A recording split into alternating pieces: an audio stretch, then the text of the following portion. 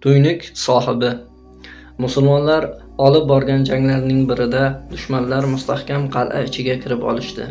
Musulmonlar qo'shinni qal'ani qamal qilib, to ichidagilar taslim bo'lmaguncha kutishga kirishdi. Biroq bu chora juda uzoq vaqt talab etardi.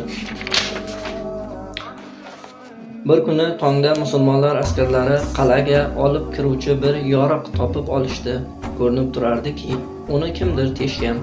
Shunda qo'mondon askarlardan "Uni kim ochdi?" deb so'radi. Hamma jim. Qo'mondon tushundiki, tuynuk ochgan odam ko'pning ichida o'zini ma'lum qilmoqchi emas. Shunda u "Bu ishni qilgan odamni men bugun tunda kutaman, huzurimga kirsin" dedi. Tunda qo'mondonning oldiga yuzini to'sib olgan bir kishi kirib keldi. Qo'mondon so'radi: "Qal'aga yo'lni ochgan senmisan?" Yigit javob berdi: "Ha, men." "Yuzingni och, seni tanib olay", dedi qo'mondon.